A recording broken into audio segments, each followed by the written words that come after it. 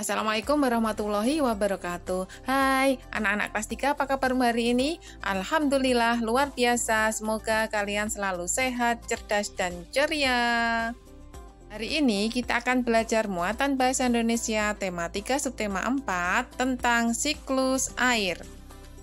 Mengawali belajar, mari kita berdoa menurut agama dan kepercayaan kita masing-masing agar belajar hari ini dapat berjalan dengan lancar. Berdoa cukup. Anak-anak, apa yang dimaksud dengan siklus air?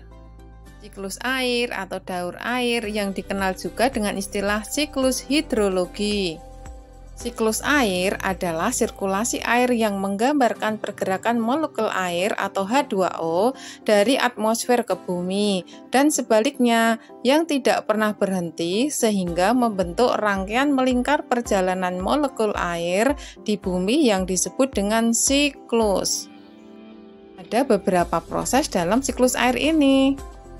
Berikut ada 3 proses utama siklus air atau siklus hidrologi, yaitu yang pertama yang disebut dengan evaporasi atau transpirasi, yang kedua yang disebut dengan kondensasi, dan yang ketiga disebut dengan presipitasi. Lebih jelasnya, ayo kita bahas satu persatu. Yang pertama adalah evaporasi atau transpirasi. Istilah evaporasi digunakan untuk menunjukkan proses penguapan air yang berasal dari air laut, sungai, danau, dan badan air lainnya. Sedangkan transpirasi merupakan pelepasan molekul air sebagai hasil metabolisme dari tumbuh-tumbuhan. Pada prinsipnya keduanya sama karena merupakan proses perubahan zat cair menjadi gas yang akan berkumpul di atmosfer. Proses yang kedua atau berikutnya adalah proses kondensasi. Proses kondensasi itu apa? Yang dimaksud dengan kondensasi adalah proses perubahan air dari gas menjadi cair atau kita kenal dengan istilah pengembunan yang merupakan kebalikan dari evaporasi atau penguapan. Pada siklus hidrologi, kondensasi terjadi di atmosfer akibat perubahan suhu dan tekanan. Akibat adanya kondensasi, air akan berkumpul membentuk awan hitam yang siap turun sebagai hujan ketika sudah mencapai titik jenuh. Ayo kita lanjutkan yang ketiga, yaitu presipitasi. Presipitasi merupakan produk dari kondensasi. Presipitasi dapat terjadi karena adanya pendinginan dan penambahan uap air, sehingga air yang membentuk awan mencapai titik jenuh.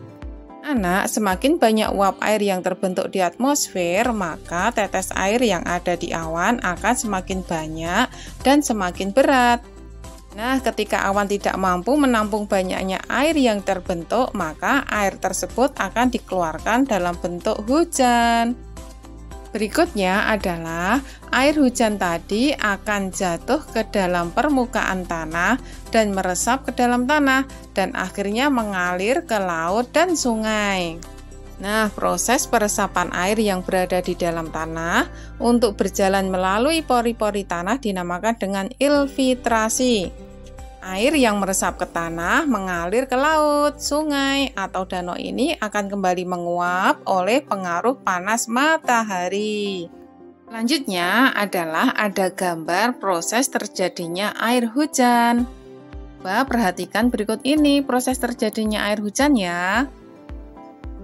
Nah, untuk lebih jelasnya perhatikan berikut ini.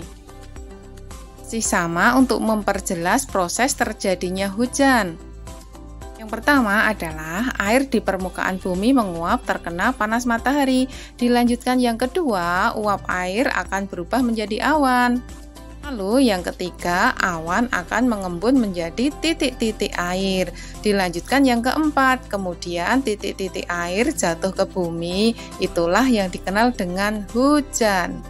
Sedangkan yang nomor 5, air hujan ini kemudian akan jatuh ke permukaan tanah dan meresap ke dalam tanah dan akhirnya mengalir ke sungai dan laut. Demikianlah materi hari ini. Semoga kalian sudah bisa memahaminya tentang siklus air. Mari kita akhiri belajar dengan berdoa menurut agama dan kepercayaan kita masing-masing agar kita memperoleh ilmu yang bermanfaat. Selamat belajar dan tetap semangat. Wassalamualaikum warahmatullahi wabarakatuh.